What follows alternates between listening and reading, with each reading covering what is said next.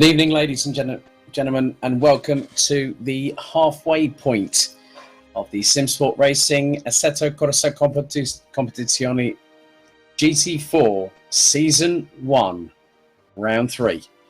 We're here at Kyalami for what's going to be a fantastic encounter over the next 45 minutes of racing. And joining me as always, my name's Alex Goldschmidt, and I have alongside me as always Simsport Racing's Steve Bradley. Good evening, Steve. How are you?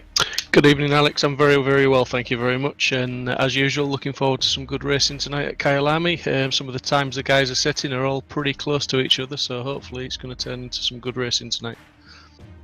Very much the case, as we have a fantastic 4.529 kilometre, 16-turn circuit based in Midrand in the Gauteng region, which was opened back in November 1961. But also, Steve, we have two other tracks to contend with in the next couple of weeks. We've got Laguna Seca in a week's time, and then we've also got Zolder as the season finale on the 26th of August. But then, Season 3 GT3 comes back into action this coming weekend at Monza for the 90-minute endurance. There's a heck of a lot going on with Simsport Racing, isn't there? There is, yes. There's the GT3 Championship, which is, like as you say, going to Monza, which is going to be a very exciting race, very fast, suit the top faster cars. And then obviously the GT4 Championship is steaming on now as a weekly event. So the guys are pretty much behind the wheel practicing, because a lot of these guys are taking part in both championships. And then let's not forget we've got the charity race that we're all planning on October the 3rd, and that charity we're racing for is Mind, and I believe we're looking to open that up to the public on the 14th of this month, so sign-ups will open on the 14th for public teams. Especially that'll be the 12-hour Nürburgring race, if memory serves me correctly. It is. It's a 12-hour race. Sorry to interrupt you, Alex. It's going to be 12 hours of real time, but the times multiplier will be on 2, so effectively it's a 24-hour race. So dual class, GT3 and GT4 for a fantastic charity, which is supporting Mind for better mental health.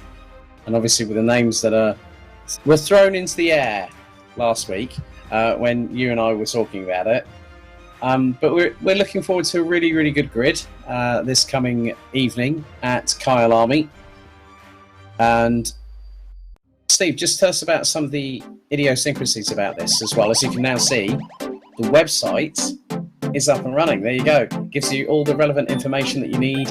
Race with us, GT3 League, GT4 League, the events calendar, race forms, and even what is on the calendar.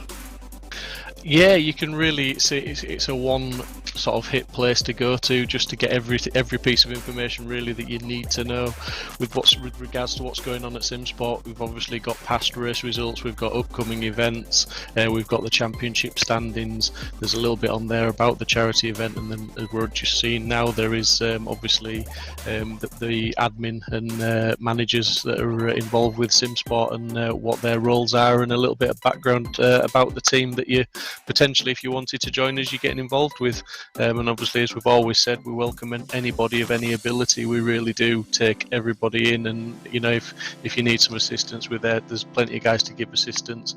If you just want to turn up and chat. If you want to race, join in and race. It's just a community.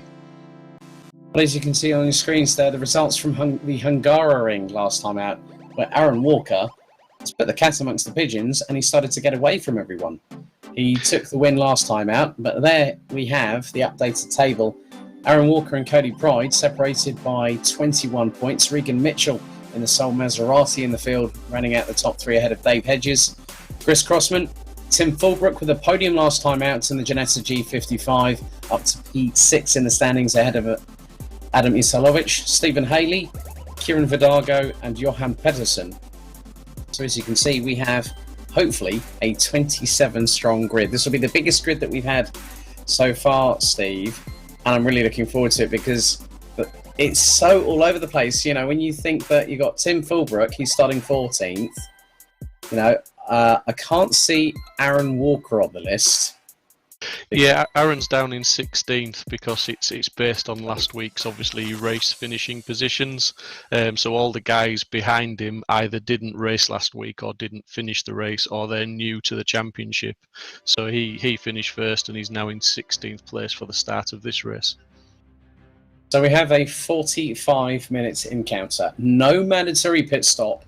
It will be full throttle from green light to checkered flag. And just looking at the brands that we have actually in this. Now there's 11 brands. So we've got Porsche, Aston Martin, Mercedes, Ginetta, Alpine, Audi, BMW, Chevy. We've got Maserati, which is the only one, which is Regan Mitchell.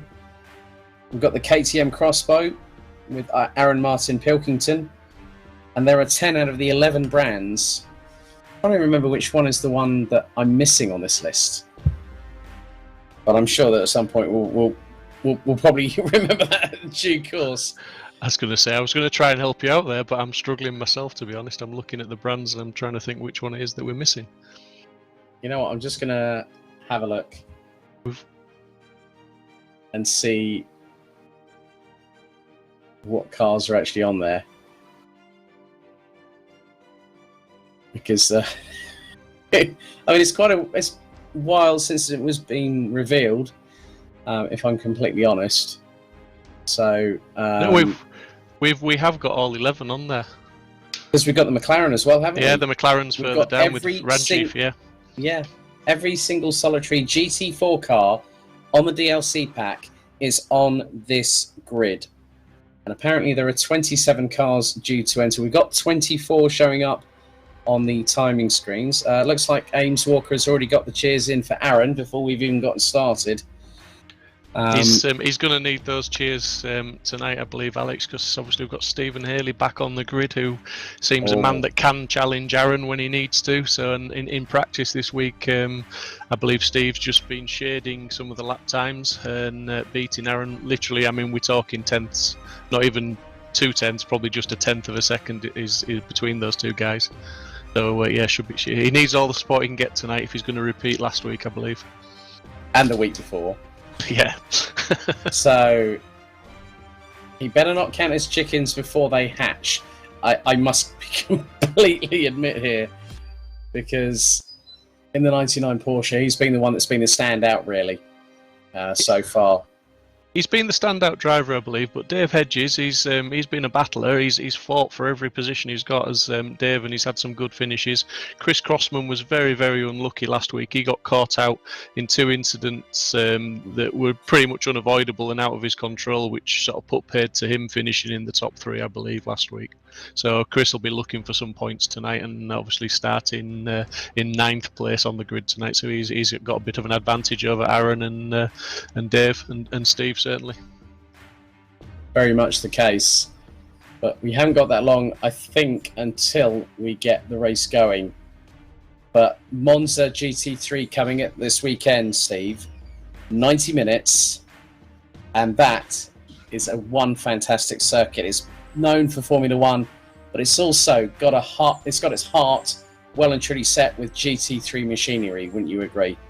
I would, yeah, and I think Monza, isn't that the track where you win the race at turn 1? That's it's certainly it's a challenge to get around that first corner cleanly, because obviously they're all bottlenecking into a very, very tight sort of chicane there, and it's a lot of ambition comes to the front. Indeed, the Rettifilio chicane, infamous in any kind of motorsport category. But Kyalami provided a really good test last time out. Obviously, don't forget it will be this coming Sunday that we will be back with Monza and Season 3 for GT3, with myself back with Steve Proudley. But also a big thank you to Jack Oliphant for stepping in at a moment's notice and doing an absolutely fantastic job last time out with GT3s at Kyalami. So, Steve, I'm going to ask you a question here, if I can. Go for it. Go for it. I'm always nervous. Predict a winner. I'm always predict nervous. A winner or predict a top 3. Chris Crossman will be in the top 3. Okay. I would think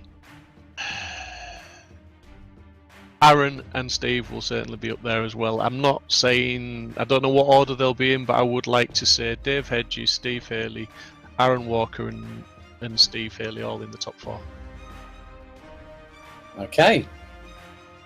Sounds like those 4 have got a challenge ahead of them. And now I've said it, you just know that's not going to happen, don't you? The neck's on the line. Oh, well. What, your neck or theirs? My neck, because I'll get the abuse when I jump back into the general Discord chat with them. Well, then at least you've got something perfectly excusable to say to them, which is, well, hang on, boys. I gave you a shout out and you let me down. What was going on?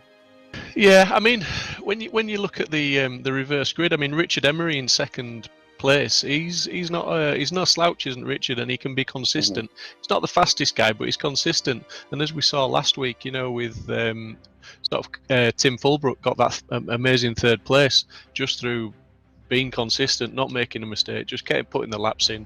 He started high up the grid and he just managed to hold on to it while the others behind him had a few issues. So yeah, there's nothing certain, and it is very difficult to predict anything when you're running a reverse grid. The fast guys coming through are relying on, you know, getting the clean passes, and as we saw, Chris Crossman, as I said earlier, he got involved in a few incidents that weren't his fault and he couldn't avoid them. It was just unlucky. So yeah, there's nothing certain, but if everything went smoothly, I would say that would be the top 4. Not quite sure what order. Very, very true there, Steve. But before we get things underway, I think we're going to have a look at a little trailer ahead of GT3 Season 3 this coming Sunday at Autodromo Nazionale di Monza.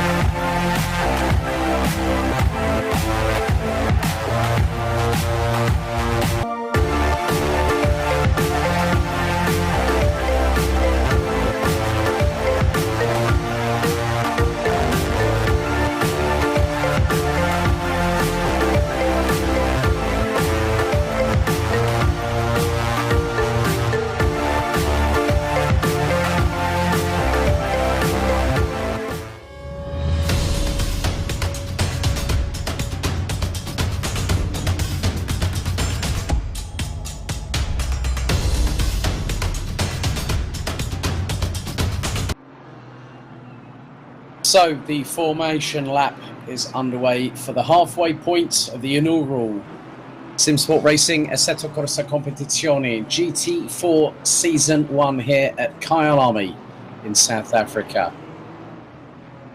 So the grid looks to be as follows. On pole position will be Johan Pettersson with Richard Emery alongside in the Aston Martin. John Aegis and Mark Neutelings will round out the top two rows ahead of Mark Raddenberry and Gavin Utley. Sam Spenkelink in the Alpine will have Angus Martin in the Audi alongside, with Chris Crossman and Adam Isalovic completing the top 10. Kieran Vidago and Regan Mitchell complete row 6 ahead of Dave Hedges and Sim Fulbrook.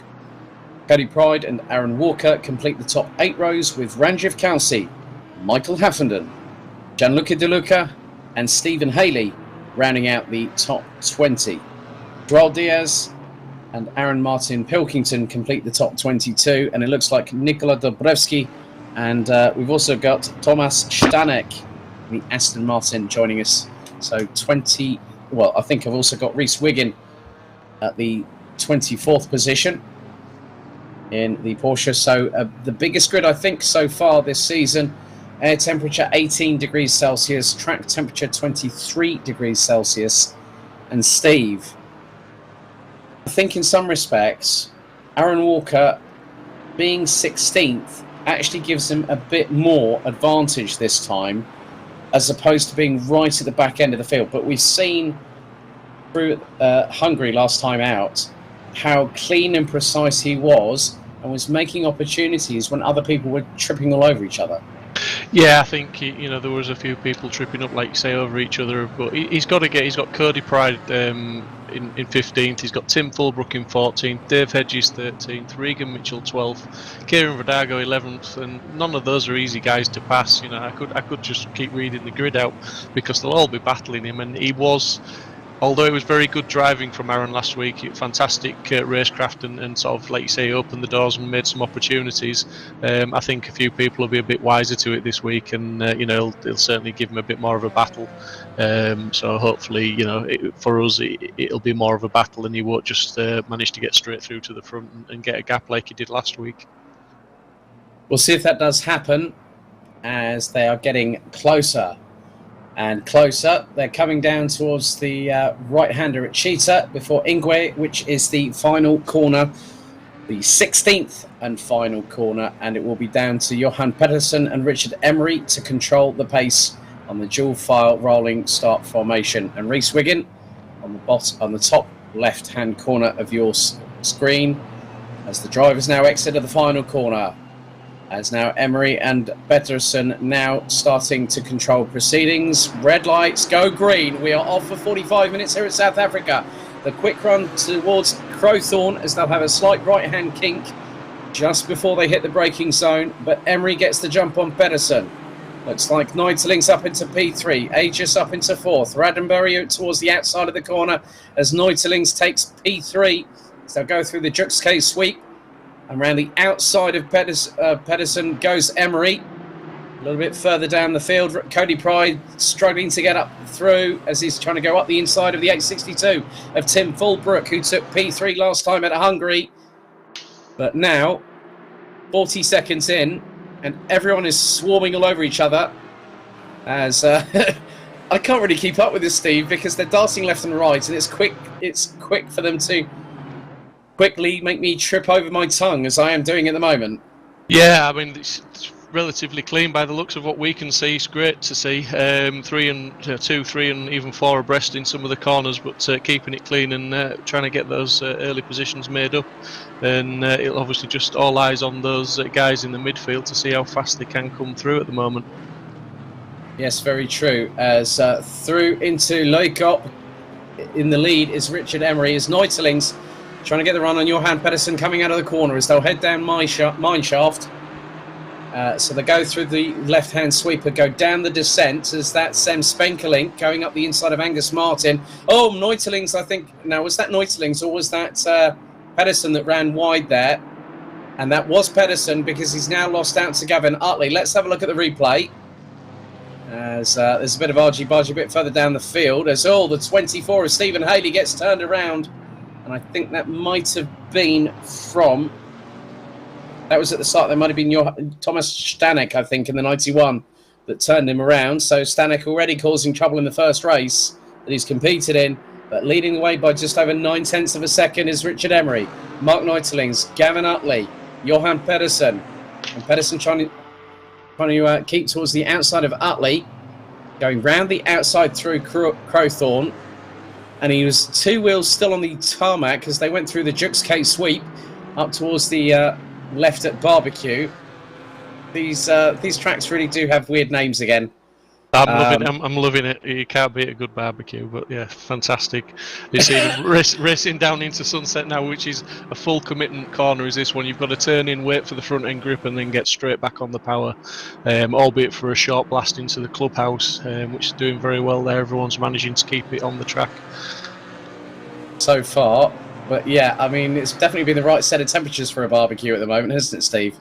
Less of that, I say, the better. But the fastest lap of the race now, the drivers are starting to make their way through up towards Loikop, which is on the far side of the circuit. So Emery leads from Neutelings, Gavin Utley up into third place, Johan Pettersson in the 29 Porsche in fourth, as Sam Spenkelink really coming alive in the Alpine, trying to go past the inside of John Aegis through into Mineshaft, but has to wait until the Crocodiles, which is the next right-hander. Yeah, see, Crossman's up to 7th, started in 9th, Hedges up to 10th, Walker's made it up to 13th.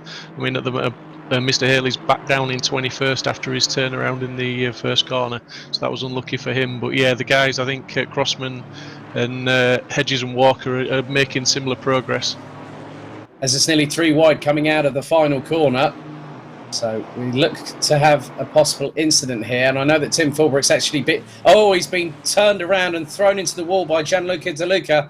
So our podium, our chap on third place on the podium last time out, Tim Fulbrook, now all the way down in 22nd position. You can now see that Chris Crossman and Angus Martin going side by side, so it's Ingolstadt versus Munich. As you've now got Mark Roddenberry just behind, Kieran Vidago. Oh, a little bit of a tussle. And I think Roddenberry's just gone spinning around. Martin got a tap from behind. And was Kieran Vidago involved is the biggest question I have there, because I think definitely Roddenberry got a tap. Martin, I think, got a little bit of contact as well as a result of it. As Spenkelink now all over the back bumper of Pedersen.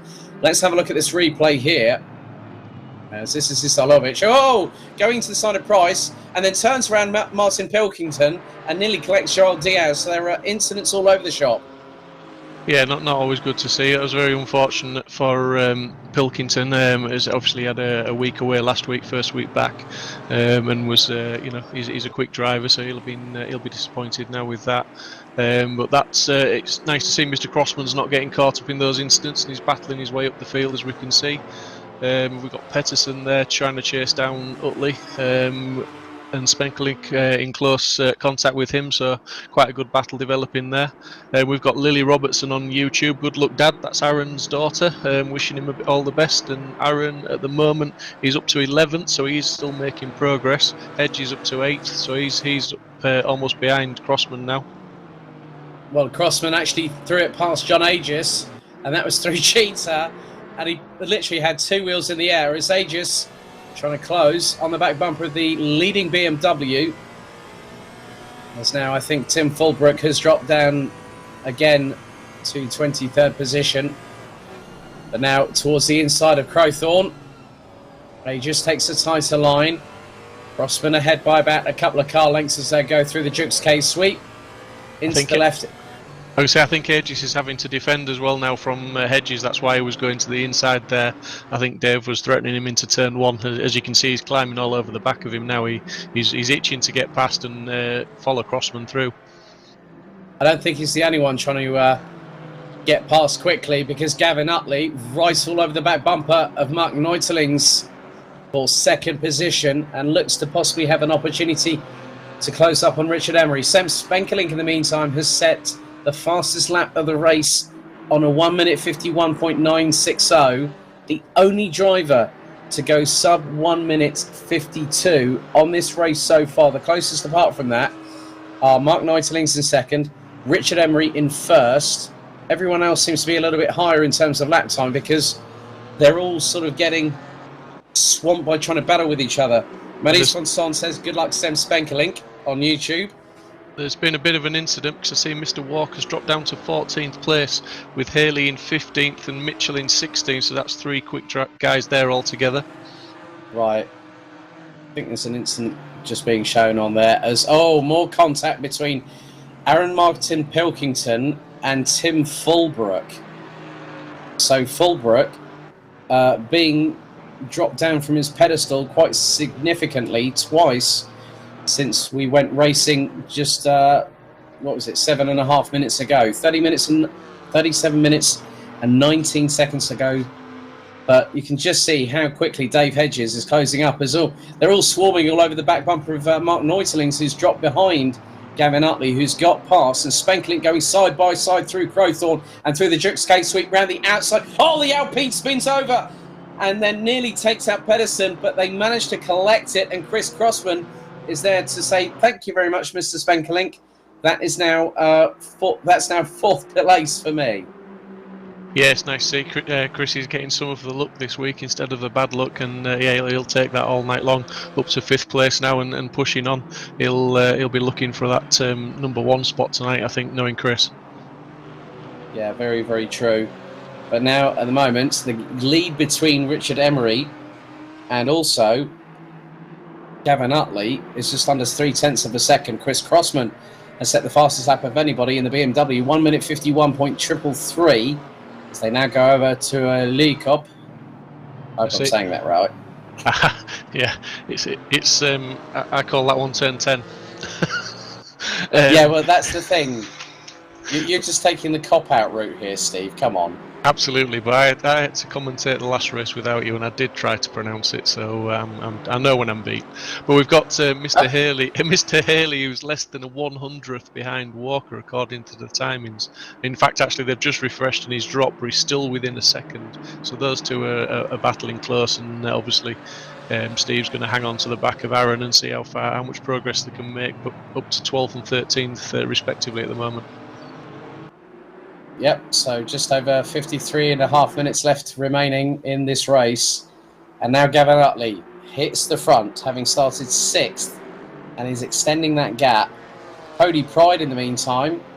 Now, I have a bone to pick with this individual, because he says, I've only just come onto the server, I might not be fast, and everyone else is like, yeah, right, come on, Cody, stop sandbagging. Yeah, there's a lot of that goes on with the old sim. I was talking to Chris Crossman literally half an hour before the race started, and he was telling me how little practice he had, and he was over a second off the pace. Well, yeah, look at him now. I don't think he was... I think he was quicker than he was letting on. Let's just leave it there. Yes, the less said about that, the better.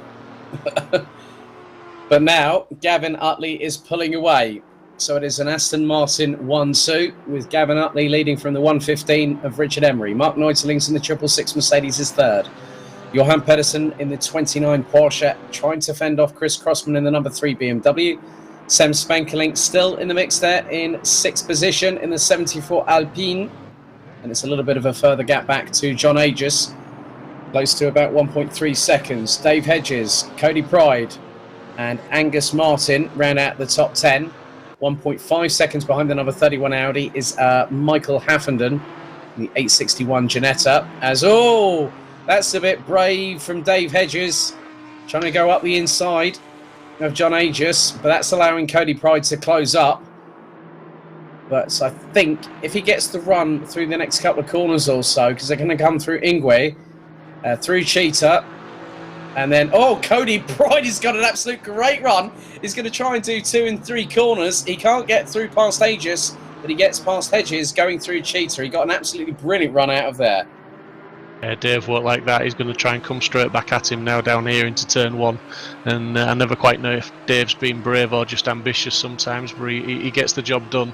And I'm sure he's going to have a go very quick to get past Cody as soon as he can. In fact, he's gone for the inside now. It's just whether he can hold it. as Cody will have the inside for the slight flick right in the sweep. Yeah, through Juxkay. And yeah, you were spot on there with your analysis there, Steve, saying that Dave Hedges was going to get the run, and he's going to possibly get it coming through into Sunset. But if he keeps it planted around the outside, he's definitely got the stones to do it. We both know that because we know how hard he worked at coming back at everybody. It's all Pride runs wide, going through the exit of Sunset and into the left at Clubhouse Bend. Yeah, he's going to keep the pressure on up the S's now and see if he can outbrake him into turn 10 and then down the mine shaft. But it's like you say, Dave's got the skills to do that. It's just whether Cody's going to leave him the room. A little bit further forward, looks like John Aegis and Sam Spenkelink are going side by side. The Alpines got through, and that was actually on Johan Pedersen for 5th position. So the Alpine really coming alive in this circuit as the two Porsches of Pride and Aegis go nearly side by side coming out through Mineshaft. Now they're going to the run through to the Crocodiles, which is a very tight left-hander. And then Pride trying to look up the inside of Aegis. Going through the Crocodiles, can't get through. Hedges now looking to try and repeat what Pride did to him coming through Cheetah. But Pride very wise to it as Hafferden and Martin side by side going through into Cheetah. But Hafferden gets through in the 861, and just behind you've got Aaron Walker and Stephen Haley. Oh, this is all kicking off very, very quickly indeed as Walker goes up the inside of Martin. It's 3 abreast nearly, just up ahead with Hedges, Pride and Aegis. Oh, this is great racing in GT4s, wouldn't you say, Steve? Absolutely, yeah. Hence the silence. I'm just watching. Not the greatest attribute for a commentator, but it's so exciting and it's so close when you see two battles like that so close on the track involving 6 cars and they're going side by side down the straight. Awesome, absolutely awesome race. Yes, as now Michael Heffenden is going to, if he's going to go flying past Dave Hedges, that is not going to make the Aston Martin driver happy, and that looks to be possibly the case as they've gone through Sunset. Heffenden's got the move done past Hedges. Yeah, Hedges. Hedges is defending from Aaron Walker now, which is an inter-family battle there. That's his brother-in-law behind him. So he's not going to give him an inch. He's going to make it Aaron work for it, I'm sure.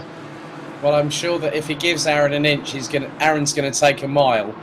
But not if Dave has something to say about it first, as they are literally swarming all over each other. As also Aegis and Pride going up into Loikop go side by side.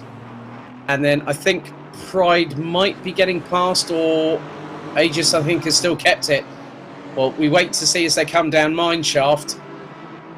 Just seen Mark Neutlins has just had an off and he's dropped down to 5th place, which is allowed, obviously Emery's in 2nd, Spenkelink in 3rd, and we've got Crossman's up to 4th now.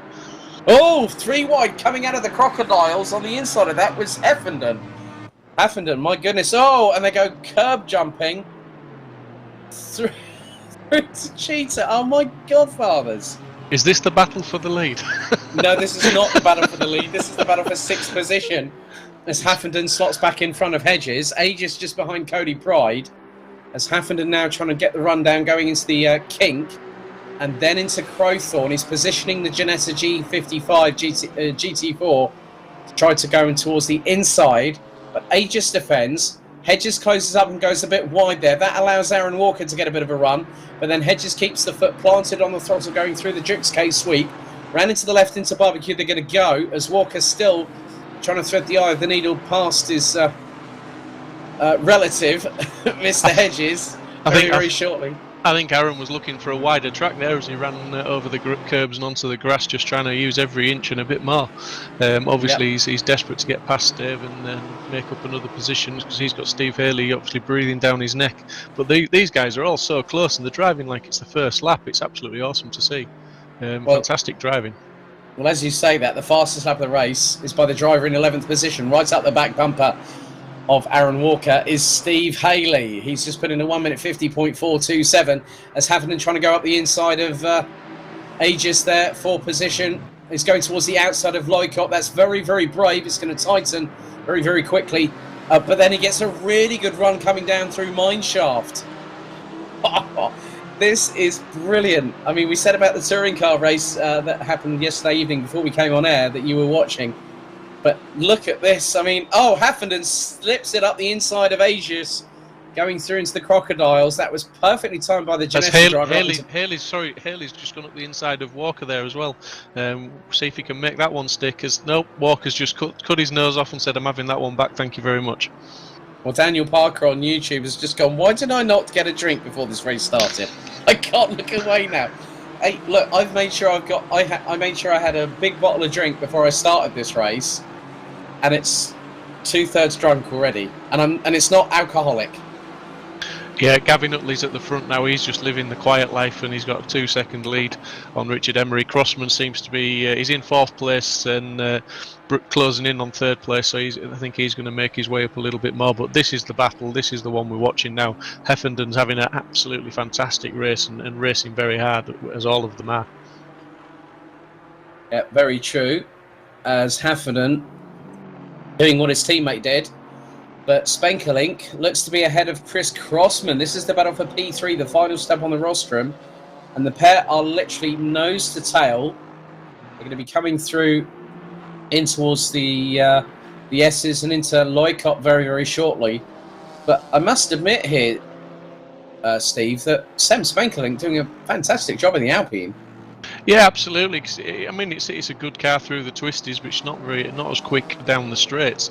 And I think we'll see Chris, if he stays as close as that as they go onto the start-finish straight, definitely he'll get the run onto him into turn 1. It'll be very hard to defend against that BMW. Yep, as they now come through into the Crocodiles. Both equally well on the brakes. But then we look a little bit further back. Eek.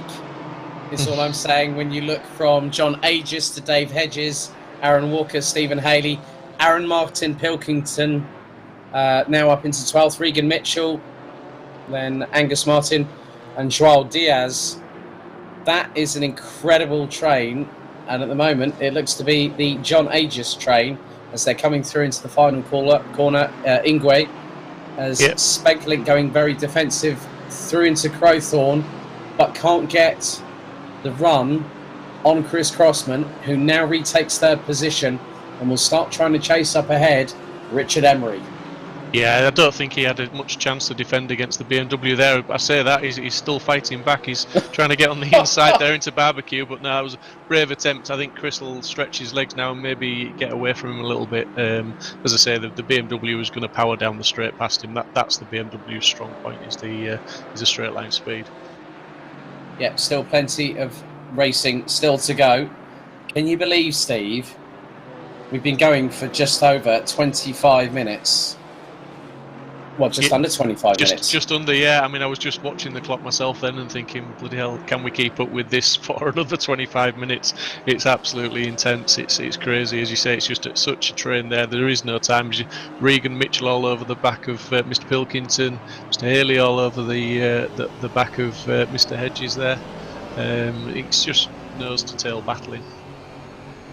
As we go into Loikop, on board with Stephen Haley, round the outside of Dave Hedges. And if he gets the run out of the corner through Mineshaft, let's just see, 3rd gear up to 4th. Aaron Martin Pilkington in this sole KTM, not too far behind the Aston Martin as they go through. Now, good recovery from Steve Haley and Aaron Martin Pilkington, because remember, very early on in the race, I think they both got turned around due to incidents, whether they were their faults or not, I'm not sure, but they've come back from more or less last place to be battling in the midfield now and still looking to progress further forward. Looks like we've got 2 retirements, as that was a little bit of a nudge from Dave Hedges on Aaron Walker through Ingwe. Johan Pedersen and Adam Isalovic out. They are in the pits at the moment. Tim Fulbrook at the moment has recovered up to 17th position. And Adam Isalovic is cheering on Mark Neuterling, saying, go Mark, keep that 5th place. It's good to see that the Simsport community rallies with one another, as Martin Pilkington trying to size up and move on Hedges, who in turn is trying to look up the inside of Stephen Haley. And then Regan Mitchell in the Soul Maserati Gran Turismo MC GT4 still keeping with them. He's about a tenth and a half away from the back bumper of the KTM. Oh, Aaron Walker runs wide, but still manages to get up the inside of John Aegis as it's all kicking off here.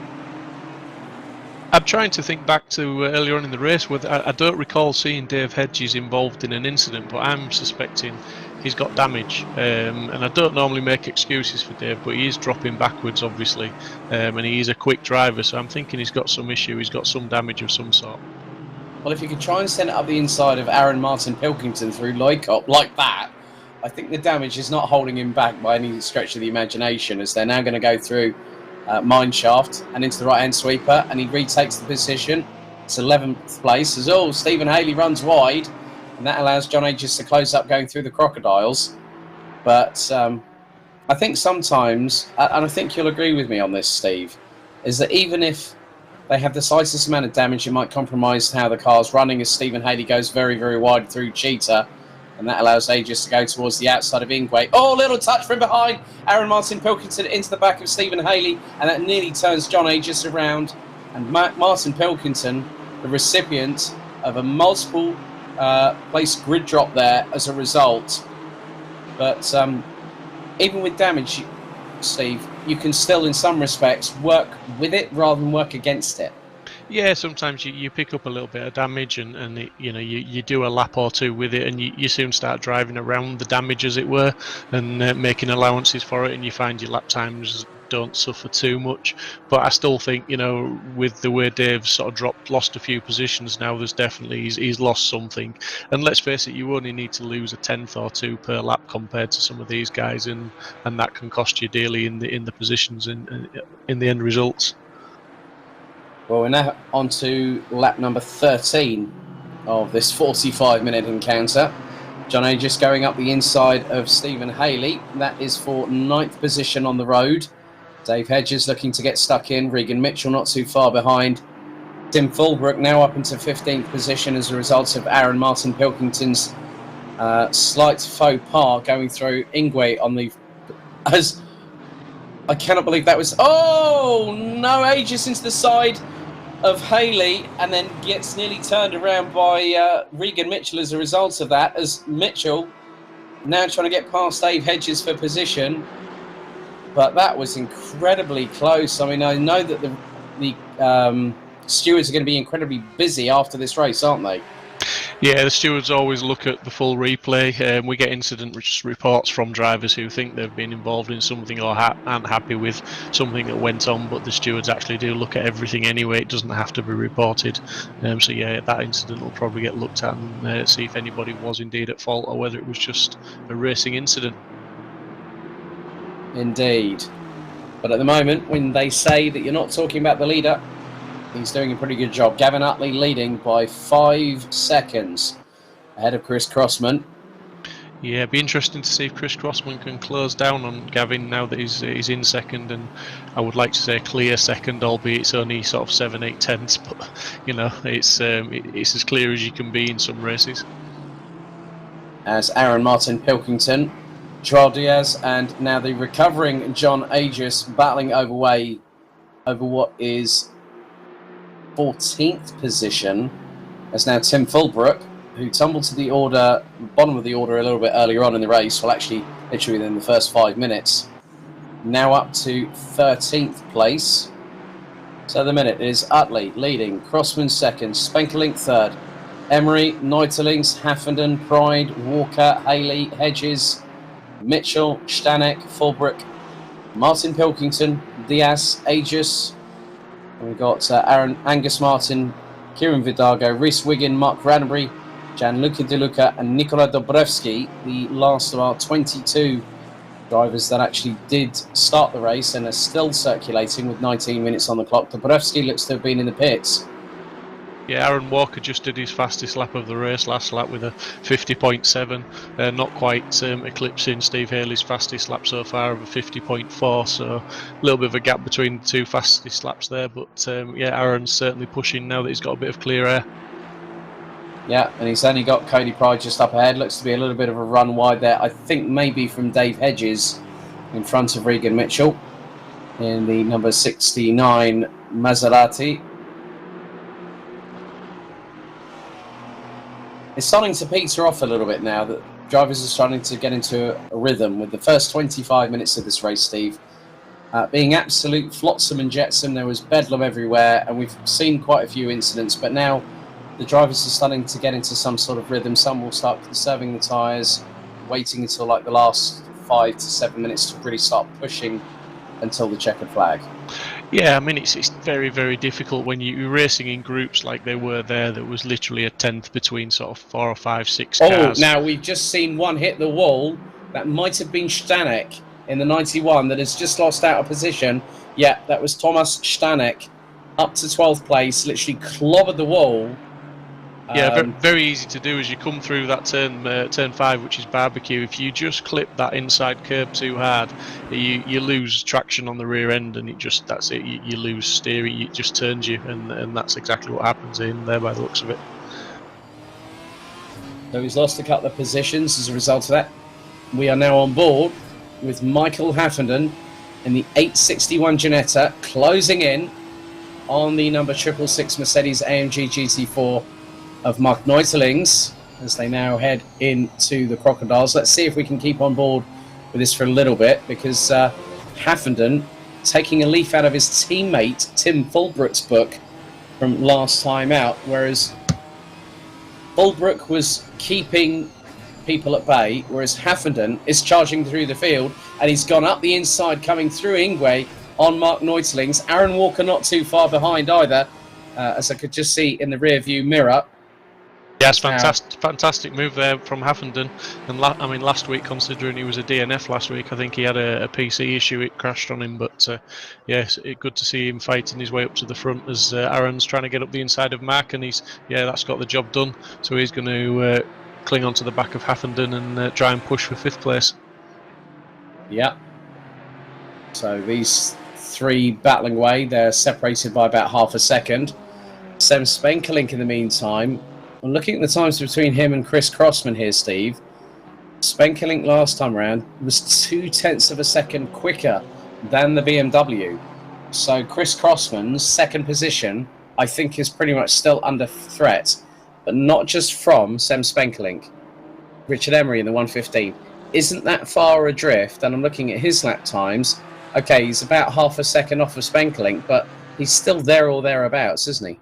Yeah, as I said at the beginning of the race, Richard Emery, he's a very consistent driver. He'll just keep putting the laps in. He's not the quickest man on the grid, but you don't have to be. If you can do similar lap times every single lap, and you're within half a second of the fast guys, you're going to have a good result on a reverse grid. And then, that's exactly what he's doing. He's just focusing. I don't think he won't be focusing on trying to catch 3rd place. He'll just be racing his own race. So Walker now coming into close proximity of Michael Haffenden as they come through the Crocodiles into the right at Cheetah, and then into the left at Ingwe to go onto the start-finish straight. Good defensive moves there from Haffenden. Now, obviously, him and Tim Fulbrook are some of the newest drivers to join the Simsport Racing community. There are still spaces on the grid for Laguna Seca and for Zolder, so head to simsport-racing.com and find out how you can get involved. Yeah, it'd be great to see even more drivers signing up and racing. And if you're liking what you're seeing tonight, then obviously just jump on and sign up and join the practice servers and see how you match up against these guys that are actually doing it tonight on the stream.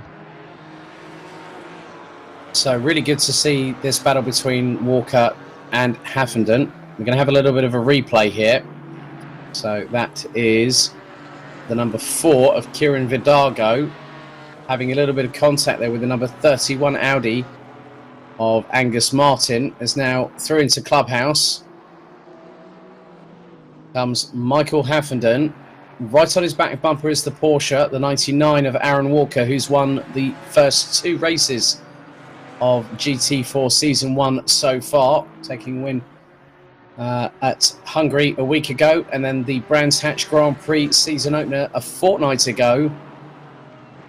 Yeah, Mr. Haffenden's not slow, but Aaron will be keen to get past him as quick as he can because I think Cody Pride is really putting the pressure on Mr. Neutlings now, and he's going to soon be past him and chasing down Aaron. Yeah, You don't want to be much closer than that down the mine shaft. No, you definitely don't. As Mark Neuterlings now having to battle with Cody Pride, who goes very, very wide coming out of the Crocodiles. That was pretty much well over track limits abuse there, I must admit. As they now go through into Ingwe, into the final corner. 13 minutes on the clock left to go. And Cody Pride... I'm going to say that was a fantastic exit from Cody. I think he'll have got a bit more speed than Mark coming out of that corner, so he's in pole position to maybe try and make a move. It's just whether he's got the legs on the AMG. Mark's going very defensive, but Cody still managed to find room on the inside and turn it in. Is he going to hold it? No, he's run wide, giving Mark the opportunity to come back. But through the Jux K sweep, the pair go side by side, and then up towards Barbecue. Neuterlings will have the inside run. But Pride going around the outside and takes a bit of a drift lesson there, but manages to get past the Mercedes. That's a brilliant opportunistic move there from Cody Pride in the 701 Porsche Cayman. But watch out behind you two. Stephen Haley is closing quickly. Yeah, I think that just went to show the awareness of Mark Neutlings as well. He gave him room, he gave him respect. Even though he lost the position, fantastic driving from both drivers. Well, Aaron Walker, in the meantime, has now got past Michael Haffenden for 5th place. And just up the road, 3.6 seconds gap between Aaron Walker and now Richard Emery in the 115, as Stephen Haley trying to go door to door with Mark Neuterlings. And Neuterlings saying, no, sorry, mate, you're not getting through yet. Yeah, you're going to have to work a little bit harder than that, Mr. Haley, I'm afraid. There's no easy pass through on this one, I'm afraid. So just over 11 and a half minutes to go. Gavin Utley has a lead of 5.253 seconds in front of Chris Crossman. And now the gap between Richard Emery and Aaron Walker for 4th and 5th respectively is about 3.3 seconds. As through into Ingwe, height line taken by Stephen Haley on the inside of Mark Neuterlings, but then he slots in behind the Mercedes. He'll hopefully try and get a good run coming down into Crowthorne, having gone and negotiated their way through the kink. On the top left-hand corner, Gavin Utley, Steve, has just been keeping the blinkers on and just doing the job that he needs to do. Yeah, very impressive. He's managed to maintain that gap at around 5 to 5.5 seconds since Mr. Crossman got into 2nd place. He's just doing what he has to do. He's got no hassles, no issues. Just needs to keep putting his laps in. He's doing it. He's, dare I say, he's looking good for the win if he can just keep his head down and keep going like he is. I don't think any of the other guys will catch him. And then Haley nearly going very, very wide coming out. Oh my goodness! Through Clubhouse. Yeah, he's got the job done now, hasn't he? He's going to pull away up through the S's and up into turn 10, and he should that should be him past Mark there, I believe. Yep. So Stephen Haley will have to try and find about 1.8 seconds in the next 10 minutes. He wants to try and get past Cody Pride. Let's have a look at the replay here. This is the number 91. Of Thomas Stanek. Oh, and gets a turnaround. And that was Kieran Vidago in the number 4. I don't know. I don't know what to say about that one. Ambitious. There was a little bit of ambition there. I'm going to use an Alex Wirtz quote here that he famously said in the WEC. I just simply ran out of talent. Yeah, I'll reserve judgment until we've watched it from a couple of different camera angles and in slow motion. And the beauty of when we steward him, we can see pedal inputs, steering inputs, and everything like that. So we can see what a driver's actually done during contact, whether he's lifted off and tried to rectify the situation, or whether he's just kept the foot in and tried to push the guy around.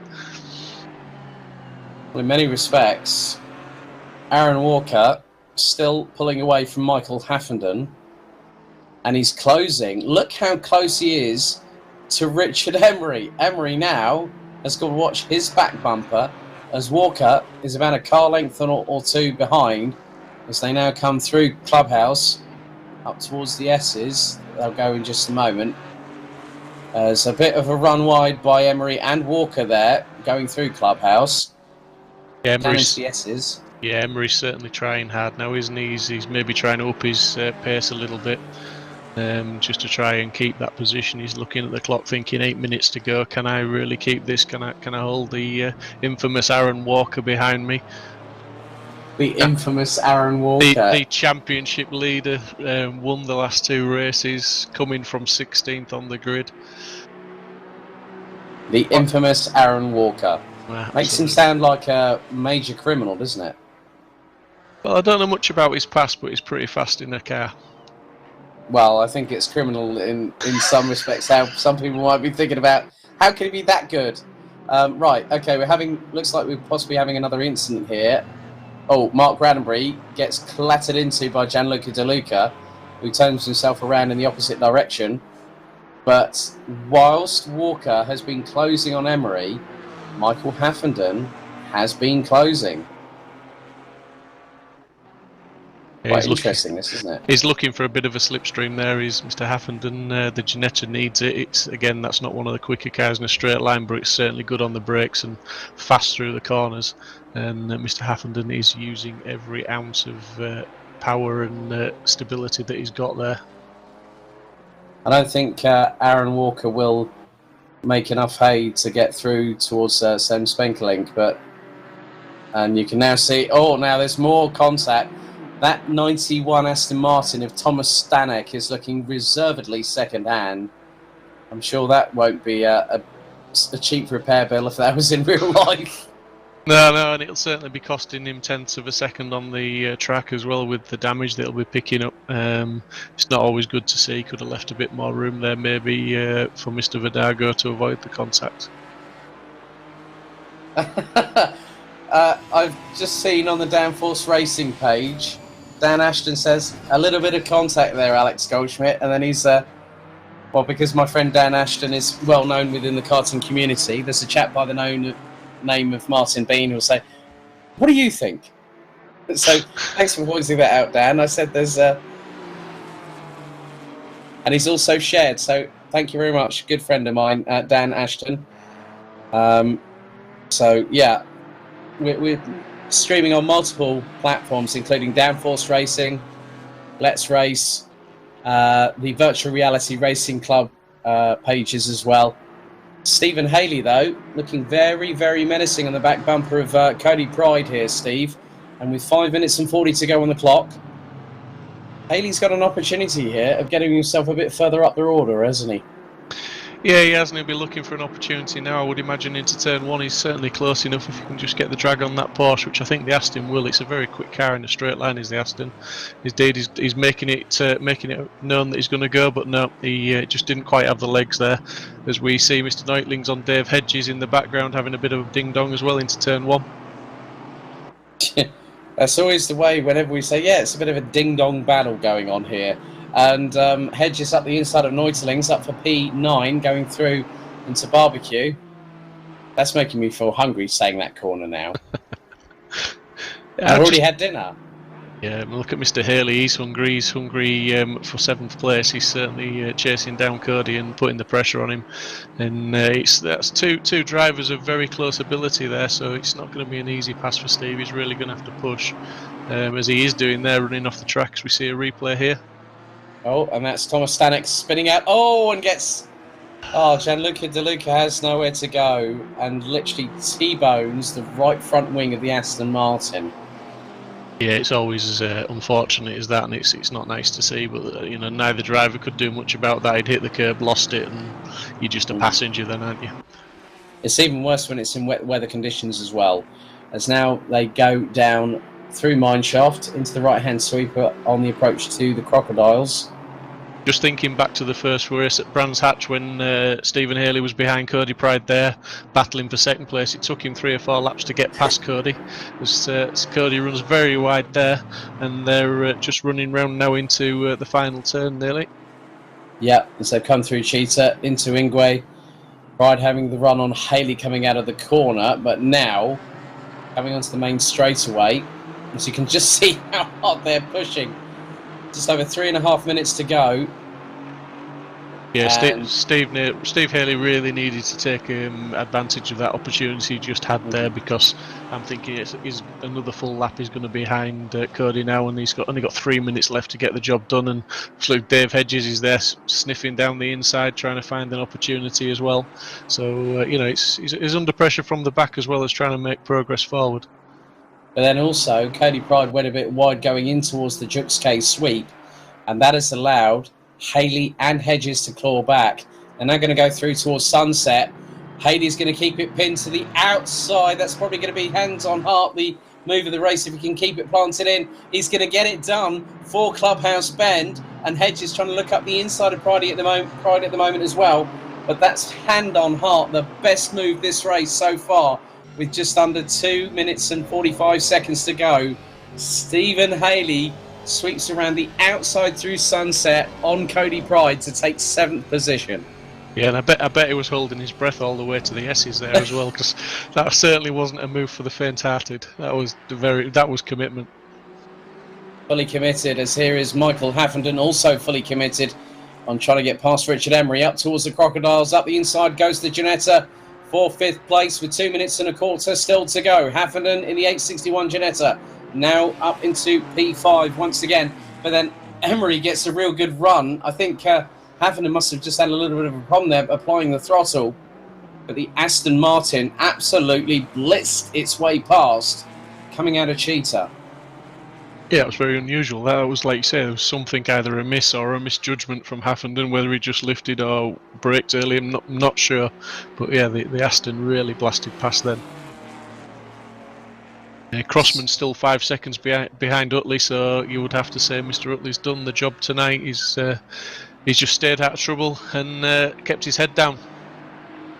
Yeah, as now we see a few of the battles a bit further down the order, as Cody Pride has now been dropped by Stephen Haley to the tune of around 0.8 of a second. Cody Pride in 8th. There's Dave Hedges in the 88 Aston Martin trying to close down on the 701 Porsche Cayman. Mark Neusling's running out the top 10. Regan Mitchell in the 11th placed Maserati, as once again Michael Haffenden going through Clubhouse trying to get past the number 115 Aston Martin of Richard Emery. Emery still getting onto the racing line quite nicely, going through into the S's. But again, Haffenden still keeping very nicely planted through the twisty stuff as they go towards Loicott. Haffenden towards the outside, looking to possibly do the cutback if he can through this corner, and gets a tighter run coming out of the corner. Down into Mineshaft they go. He slots in behind the Aston Martin and now has to use the momentum going through the sweeper, heading up towards Crocodiles once again. And this is where he got past Emery last time, and this time he gets through, takes the tighter line, gets a good run coming out of the corner.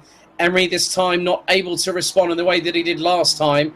However, looks like the leader has now gone on to the final lap of the race with about 12 seconds on the clock remaining. And that is Gavin Utley. Chris Crossman still nearly 6 seconds adrift. So the timer will now expire. That is it. Time's up for 45 minutes of racing here at Kyalami in South Africa. That's now Gavin Utley up through in towards Barbecue for the final time. Pride at the moment being chased down by Hedges, and that is for 8th position. But I think Cody Pride here, Steve, has done enough to keep the 88 at bay. Yeah, I do too. As we just see there, Gavin Utley bringing it home. Fantastic drive from Gavin. Silent assassin, we don't hear much from him week in, week out, but he's always there in the midfield, so good to see him. He's going to get the win tonight. He well deserved, because he's stayed out of trouble, he's kept his head down, he's hit the apexes, and he's just done the lap times. He's been lapping around the 51s, and he's still his best lap was a 51.09. His last lap was a 51.09, so you don't get much more consistent there, really. By about 0.003 of a second. As Dave Hedges still trying to force the issue with Cody Pride, nearly tried to take a leaf out of Stephen Haley's book a couple of moments ago, going around the outside of Sunset, but couldn't get it done and couldn't get through on Clubhouse. But now as they go through Loicott, through into there for the final time, Hedges looks towards the outside of the Porsche. Price to the inside, takes the tighter line. Hedges will now try and sweep around and get the cut through down into Mineshaft. but I think he's fast running out of time. There's now Gavin Utley coming around the final corner. I think he's now going to take the checkered flag this time around. Let's see if we can quickly switch back. And this time, Gavin Utley has crossed the line and taken the win. 2 different winners out of 3 different races. As Crossman takes second, Spankelink takes third. Aaron Walker, Michael Haffenden ran out the top 5. Richard Emery will cross the line in 6th place, ahead of Stephen Haley. And Cody Pride will hang on by just over 3/4 of a car length ahead of Dave Hedges. Mark Neuteling's in 10th place, ahead of Regan Mitchell. Then Aaron Martin Pilkington, Joel Diaz, John Aegis, Angus Martin, Kieran Vidago, Reese Wiggin, Mark Randenbury on your screens in the 75 Ginetta G55 GT4 will come across the line, being followed by the very front-end battered Audi of Gianluca De Luca in the 135. Hasn't been a great race for Tim Fulbrook, unfortunately, as he will very soon be coming across the start-finish line in 20th position, a far cry from 5th position, 3rd position last time out. Here is the 862. Will now start to look to come back at the next round at Laguna Seca, with Tomasz Stanek and Nikola Dobrevski rounding out the 22 that eventually finished the race. Yeah, some great racing this evening there from the boys. Good to see, like I say, Gav taking the well-deserved win. Mr. Crossman going against his run of bad luck in the last race and had a bit of luck tonight and managed to get up to 2nd. Well-deserved. Aaron managed to make it up to 4th. So yeah, good race from Aaron to say that he was, I think he'd had an incident at, early on in the race and dropped right down to around about 18th, I think it was. Yeah, so hopefully we might be able to get to speak to some of our top 3.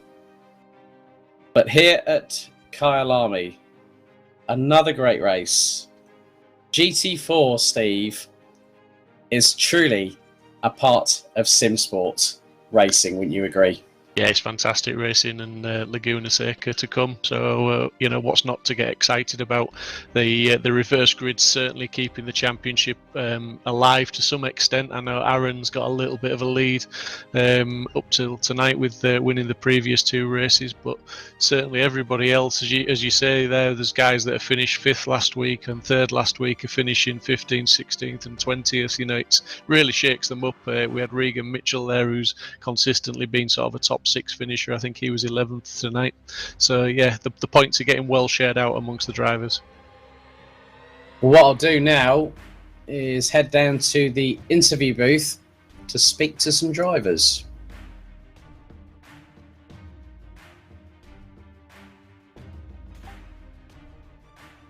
Right, well, firstly, congratulations to our round 3 winner, Gavin Utley. Gavin, congratulations. Thank you very much, cheers. really enjoyed that one.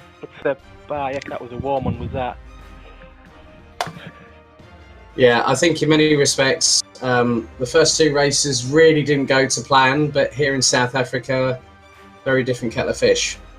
Yeah, absolutely. I mean, to be fair, this is one of these tracks where I absolutely love it. It's got great flow, and it just, yeah, I'm sure if I hadn't started from 6th, I might not have been up at the front that far, but yeah, really happy I could keep the pace up towards the end as well with Chris gunning for me. So yeah, really happy with that. And also the fact that you've broken the Aaron Walker streak. I think that's another thing to laugh about there, isn't it? Yeah, that's another trophy for the mantle piece, isn't it? That's a notch to add to your tomahawk, my friend. I'll take that one. Thank you very much. No problem at all. Well, congratulations, Gavin Utley, our GT4 Season 1 Round 3 winner. Cheers. Next up, Chris Crossman. Well done. 2nd place. I know it's a bit of a tall order to try and catch up with Gavin in the latter stages. He had quite a significant lead, but you had some very good battles of your own, didn't you?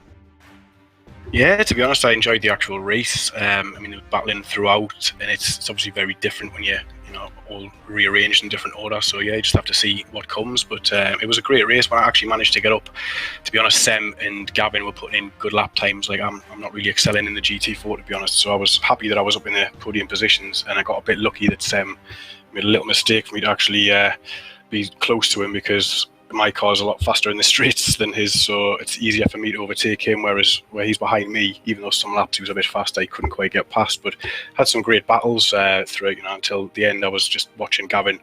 Me and his laps were about the same, and then towards the end I started to make a few mistakes and he was just pulling away a bit. So I can't complain with second place. It was a good race. Well done, Chris. And obviously, all the very best of luck for Laguna Seca next week. Cheers, man. Last but by no means least, the sole Alpine driver out of the field, Sem Spenkelink. Congratulations, you're on the podium, well done. Yeah, thank you very much. So, you made your debut at the Hungaroring last week, and the Alpine, let's be completely honest, wasn't as competitive in the straight lines, but we saw at Kyalami this evening that the Alpine was a completely different animal. Very good through the sweeping fast corners, very good on the brakes. I think at one point you were even setting the fastest lap out of anybody. What was your tactic coming into here at Kyalami this week? Yeah, I don't really get much practice on the GT4s, and I just bought the pack like right before the Hungaroring race. So I was like, just gonna pick a car and see what goes. Obviously found out that the Alpine isn't as fast in a straight line, but also like really off the corners, like the initial acceleration there, it's just where it like really loses with that tiny engine. But at Kyalami we have those fast flowing corners, and there it squats down and really has that grip. So I saw that I was fast in the fast corners, and really especially the fast left-hander like corner 4 or so. So that was where I got my time, and then I knew to overtake some other cars, I just had to kind of piggyback with someone else and be close, and then catch my moments there, because on the straights, no chance. But luckily it turned out well. Well, fingers crossed things work that way at Laguna Seca in just 7 days' time, Sem. But congratulations, well done for your third place finish this evening. Cheers.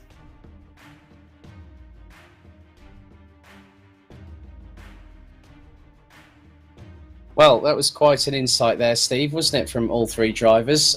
Sem saying having to sort of latch onto the back of somebody else to get the momentum, get the slipstream.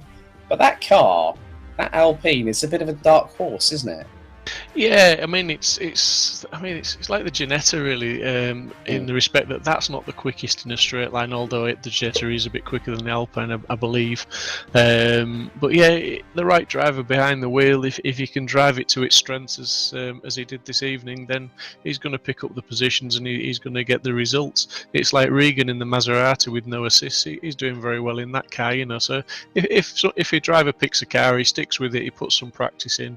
Usually you can work to its strengths and you can start to extract that performance from the car, which they're doing, and it's good to see.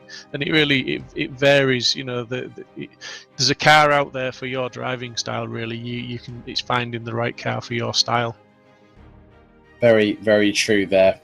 There's a car out there for everybody. Yep, and Simsport welcomes anybody. We'll take anybody in, and we'll, like I said earlier, it's a community for racers. So if you fancy racing with the GT4s, jump on the website, follow the link to Discord, sign up, jump in the chat rooms. You'll have a laugh with the boys. Everyone's got a great sense of humour, and you before you know it, you'll be getting live streamed and hopefully battling for some strong finishes. Indeed. So that's it for coverage of the Simsport Racing Assetto Corsa Competizione GT4 Season 1 Round 3 at Kyalami. Next week we head to California to the WeatherTech Raceway Laguna Seca with the infamous corkscrew. Before I forget, don't forget that this coming Sunday we will have the halfway point of Assetto Corsa Competizione Season 3, GT3, Round 5 at Monza. On behalf of myself, Alex Goldschmidt, and Steve Bradley from Simsport Racing, thank you for watching. Stay safe, have a great evening, and we'll see you this coming Sunday night.